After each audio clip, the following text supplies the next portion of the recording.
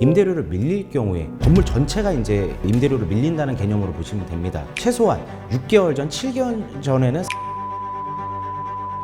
라는 거를 계약서에 꼭 써놓으셔야 됩니다. 저희가 이거를 갖다가 너무너무 얘기를 하고 싶었는데 네, 안녕하세요. 빌딩지원스입니다. 안녕하세요. 서현웅 마스터입니다. 요즘 빌딩 시장이 되게 안 좋잖아요. 너무나 더 임대도 조금 어려운데 그럼 이 위기 어떻게 지금 극복하고 있나 이거에 대해서 오늘 좀 얘기해 주실 수 있나요? 잘 극복하고 있습니다. 저희가 우선 컨셉이 부지를 사서 건물을 잘 만들어서 이제 보통 이제 사무실 건물로 만들잖아요. 만들어서 이제 통임대를 만들어서 이제 매각을 하는 이제 그런 컨셉인데 이제 요새 같은 경우가 이제 아무래도 경기가 많이 어려워지다 보니 사업자들이 진짜 많이 안 좋아졌어요. 사업자가 안 좋다 보니까 당연히 1층에 있는 자영업자들, 식당 하시는 분들 이런 분들도 안 좋아지는 거죠. 폐업률도 많아지고. 맞아요. 그러다 보니까 원래 통임대로 저희가 진행을 하고 있었다고 하면은 요즘 같은 경우는 저희는 몇 개월 전부터 층별로 나눠서 임대를 개별로 이제 놓고 있습니다. 근데 개별로 놓다 보니까 좀 재밌는 상황이 한 층만 나가는 게 아니고 막 2개 층, 3개 층 혹은 1개 층 랜덤으로 이렇게 한 회사가 다 쓰기는 좀 부담스럽고 나눠서 이렇게 한 2-3개 층 쓰는 이런 형식으로 지금 이제 임대를 맞추고 있었습니다. 각각의 또 다른 업종들이 들어오면서 한 개 층, 2개 층 맞춰지다 보니까 이제 다른 층들도 자연스럽게 맞춰져서 통임대만 고집할 것이 아니다라고 느꼈죠. 저희가 이거를 갖다가 너무너무 얘기를 하고 싶었는데 저희도 이제 어느 정도 좀 실험을 해봐야 되잖아요. 왜냐면 이제 유튜브에다가 얘기했는데 안 되면 또 안 되니까 저희가 실험을 이미 한 3개월 정도 끝내놓고 오늘 이제 말씀을 드리려고 이렇게 또 방송을 하게 됐습니다. 근데 이제 많은 사람들이 임대에 관련해서 성임대와 개별 임대의 차이를 잘 모를 수 있는데 이 두 개의 개념만 좀 정리해 주면 좋을 것 같은데 어떻게 다른 거예요? 네, 우선 건물 통임대라고 하면은 건물 전체를 다 임대를 하는 거예요. 멀리서 찾아볼 게 아니고 여러분들 그냥 사시는데 근처에 스타벅스 드라이브스루 같은 거 있잖아요. 건물 전체를 스타벅스가 사용하고 있잖아요. 그렇죠? 그리고 어떤 데 같은 경우는 맥도날드 건물이 전체가 다 있어. 그런 경우에는 맥도날드가 다 쓰고 있는 경우고 혹은 이제 강남에는 흔하게 많이 볼 수 있는데요. 무슨 회사 사옥, 뭐 땡땡 사옥, 땡땡 사옥 이런 것들이 정말 많습니다. 대로변에 있는 것들만 이제 말씀을 드린 거고 이면으로 들어오게 되면은 각종 업종에 있는 사옥들이 굉장히 많아요.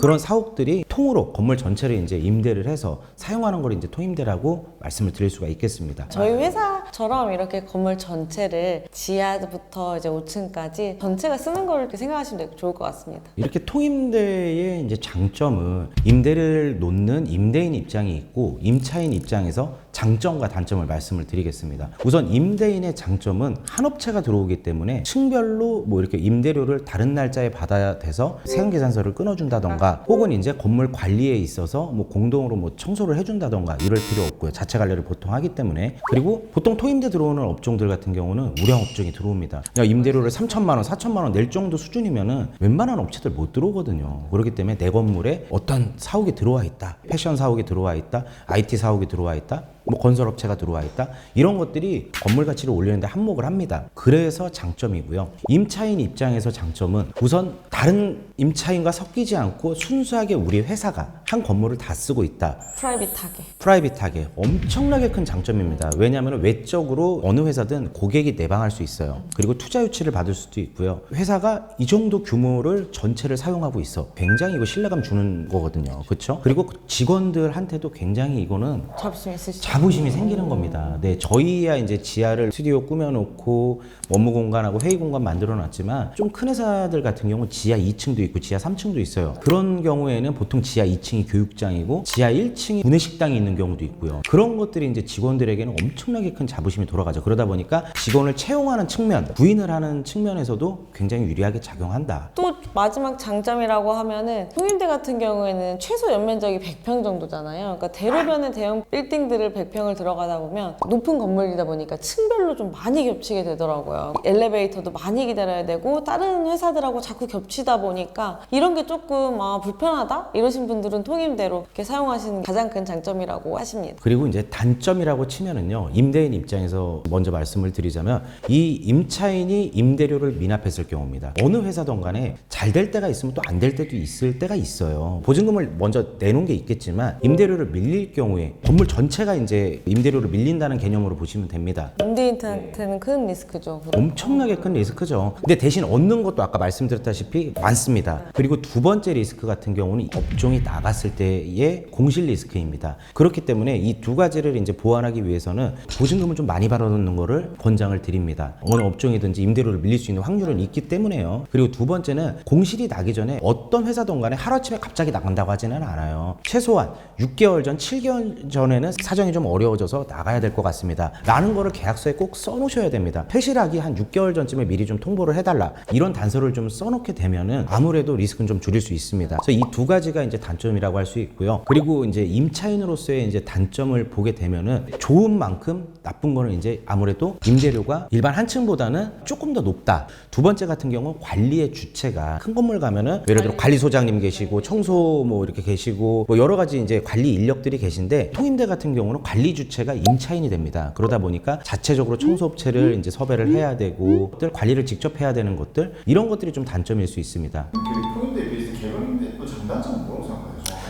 근데 먼저 말씀드리자면은 통임대가 아예 없는 게 아닙니다. 지금도 수요는 있습니다. 있는데 뭐 예전부터 수요가 원래 많았던 게 아니고요. 통임대 건물이 원래 없었던 겁니다. 그러다 보니까 수요와 공급이 좀 맞았었는데 요즘 같은 경우는 통임대 건물이 워낙 많아지다 보니까 수요는 똑같은데 공급이 많다 보니까 좀 적게 이제 보이는 것 뿐인 거죠. 통임대 수요는 비슷한데 통임대에 들어갈 만한 건물이 너무 많아졌다. 옛날에는 10개 정도의 물건을 볼 수가 있었는데 지금은 통임대 보려면 30개, 50개의 물건이 보여지니까 공급이 좀 많아져서 맞추기가 시간이 좀 많이 걸리지 않나? 소비자의 눈높이가 많이 높아진 거죠. 맞아, 퀄리티도 높아졌고. 맞아요. 그래서 이제 일반적인 개별 임차를 말씀드리자면 장점과 단점을 또 그냥 간략하게 말씀을 드리겠습니다. 임대인 입장에서 장점은요. 개별적으로 꽉 차 있으면은 한 층이 임대료를 미납하게 되더라도 다른 층에서 임대료가 들어오니까 약간 좀 선방을 할 수 있다. 방어를 할 수 있다라는 장점이 있고요. 그리고 임차인 입장에서 장점이라고 하면은 저희도 한 층 생활을 오래 해봤어요. 솔직히 말씀드리면 저는 제가 임차인으로 한 층 있었을 때하고 지금 통으로 있을 때하고 봤을 때 진짜 불편했었습니다. 저는 층별로 쓰는 게 너무 불편했었어요. 일단 다른 층 세입자분들하고 이렇게 마주쳐가지고 주차 막 차 빼달라 하는 거 일단 되게 불편했고요. 엘리베이터에서 우리 회사 사람 아닌 사람들하고 마주치는 것도 조금 불편했었고. 아무튼 지금 이렇게 건물을 전체를 쓰니까 너무 행복감이 들다 보니까 단독으로 이렇게 쓰면서 솔직히 진짜 행복했던 건 없었던 것 같아요. 임대인으로서의 단점은 사실 통임대는 한 번에 정해진 날 세금계산서를 발행하고 한 번에 월세를 받지만 개별임대 같은 경우는 개별적으로 이제 세금계산서를 발행해야 된다. 이거는 이제 임대인이 정하기 나름인데 날짜를 하나로 몰아서 전층 요청할 수도 있고요. 그리고 들어오는 시기가 다 다르다 보니까 입주 시점에 맞춰서 또 월세를 받다 보면 또 날짜가 또 달라서 거기에 대한 관리에 좀 불편함? 이런 게 좀 단점이라고 생각할 수 있을 것 같습니다. 그리고 두 번째 임대인으로서의 단점은 임차인들이 다 개별적이 있다 보니까 임대인이 관리를 주체적으로 해야 되기 때문에 청소업체 섭외라든지 이런 전기, 공과금, 요금 이런 것들을 임대인이 좀 관리해야 된다는 거 이런 게 이제 정말 작은 단점이라고 생각합니다. 그리고 임차인으로서의 단점은 장점 때 말씀드렸죠. 겹쳐서 좀 거시기 하다. 그리고 눈치 보인다. 저는 힘들었었습니다. 솔직히 이게 새빵살이 되게 힘들었었습니다. 괴로웠었어요. 요즘 통임대가 좀 안 맞춰지면 이게 과연 개별임대 시장에도 큰 영향이 있나 이런 것도 좀 궁금할 것 같은데 개별임대 시장이 좀 어때요, 영향이? 제가 이거는 진짜 솔직히 깜짝 놀랐어요.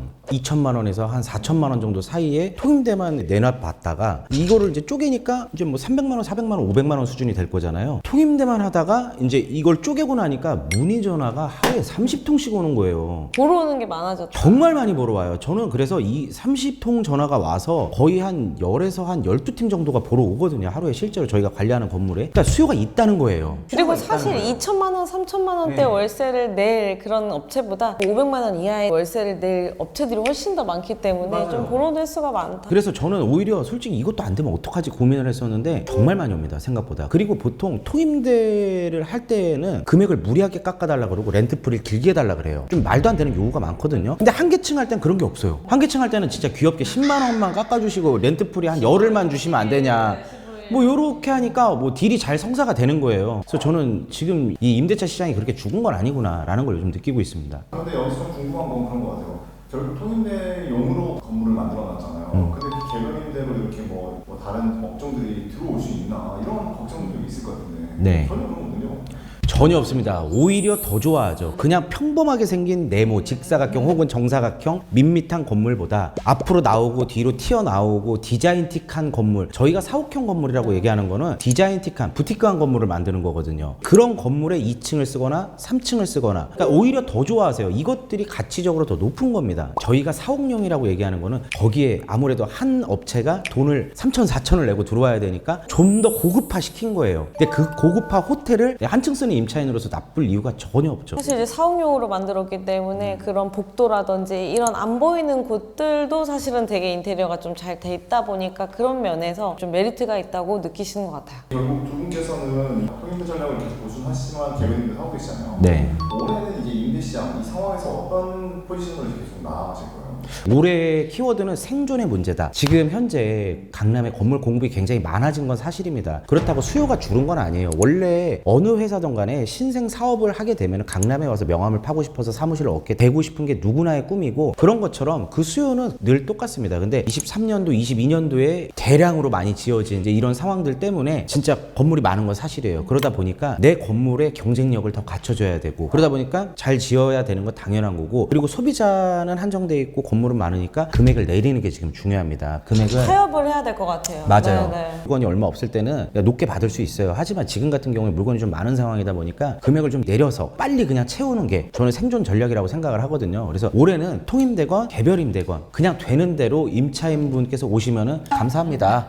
네, 그리고 그 임차인분들도 오셔갖고 이거 당연한 거 아니거든요. 왜냐면 이게 뭐 임대인분들이 솔직히 뭐 이자 내다 죽을 것 같죠. 생각보다 여유로우신 분들 많아요. 그런 생각에 요즘 되게 무례하게 막 깎으려고 드시는 분들 되게 많고, 그런 중개사분들 되게 많거든요. 전화해서 막 렌트프리를 1년에 2달씩 달라 그러고, 무슨 원래 4천에 나와 있는 거를 막 3,200에 해달라 그러고, 진짜 되게 무례하신 분들 많아요. 그러면서 뭐라는 줄 알아? 무슨 요새 공급 많아갖고 요새 안 그래도 뭐 이자 내셔야 되잖아요. 끊어버려요. 저 됐다 그러고 끊어버리거든요. 진짜 무례한 거예요. 저는 그런 건 차라리 안 하는 건 맞다고 보고, 서로 타협점이 있어야 되는 거고, 임대인도 임차인한테 감사함을 느껴야 되고, 임차인도 임대인에게 좋은 건물 줬으니까 감사하는 마음을 갖는 그런 한 해가 됐으면 좋겠고요. 올해는 그렇게 진짜 서로 생존을 해야 되지 않을까 하는 생각입니다. 요즘 임차가 좀 안 되는 게 경기가 안 좋아서인지 아니면 요즘 건물값이 올라서 월세가 비싸서인 건지. 둘 다 맞아요. 둘 다. 왜냐면은 경기가 안 좋다는 거는 지금 일단 은행에서 지금 대출도 안 되고 사업자한테 이렇게 지원하고 뭐 이런 명확한 그런 게 없어요. 뭐 하나 잘 되는 산업이 없어요. 제가 제 주변에 정말 많은 인맥이 있거든요. 다양한 직군에 많은 분들을 알고 있는데 물어보면 되는 데가 하나도 없어요. 이 얘기는 즉슨 경기가 안 좋다는 얘기죠. 그리고 두 번째는 지금 공급이 많은 상태에서 임대료가 높은 건 사실입니다. 그래서 사실상 근데 이게 임대료가 보통 5%씩 인상해서 계속 수적으로 오르다가 지금 상황에는 근데 올랐다고 할 수는 없거든요. 맞아요.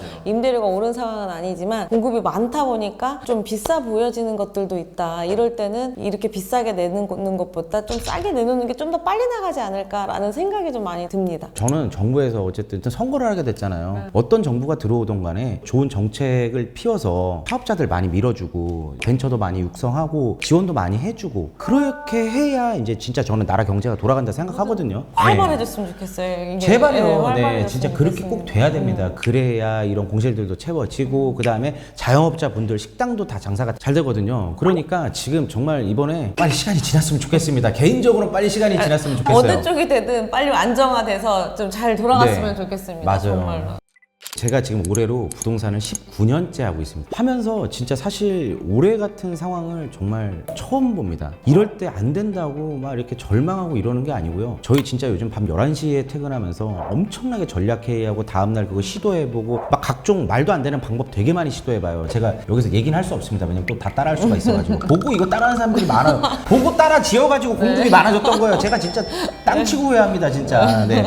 아무튼 그런 것처럼 저희는 계속 뭔가를 새로 개발을 해서 계속 시도를 합니다. 그래서 어쨌든 저희는 지금 끝난 게 아닙니다. 지금도 달려가는 과정인 거고요. 지금 다 안 된다 했을 때 저희는 반드시 해결해서 이것 또한 결과로 보여드리는 빌딩 지형쌤이 되도록 하겠습니다. 앞으로도 이렇게 위기가 있지만 그래도 저희는 그걸 극복해 나가면서 어떻게 극복해 나갔는지도 앞으로도 계속적으로 우리 구독자님들과 소통하도록 하겠습니다. 그리고 제가 오늘 너무 절망적인 얘기만 했는데 시장이 그렇게 돌아가지 않습니다. 실제로 지금 좋은 물건 나오면은요 거래 많이 됩니다. 다만 이제 짓는 거는 요즘은 제가 조금 말리고 있어요. 아무래도 아직 대출도 아직 지금 뭐 완화가 된 게 아니고, 그리고 이제 공사비도 아직 지금 높은 상황이고, 현재 지금 임대 시장이 이러하기 때문에 권유를 드리고 있지는 않지만, 그래도 지금 현재 급매물 같은 거 나오면은 진짜 거래 잘 되더라고요. 깜짝 놀랐어요. 임대도 사실은 망하는 업종이 있지만 또 잘 되는 업종이 있잖아요. 트렌드 계속 바뀌면서 되기 때문에 다 망하는 게 아니라는 걸 좀 말씀드리고 싶습니다. 다음 편에는 저희가 이런 절망적인 얘기 말고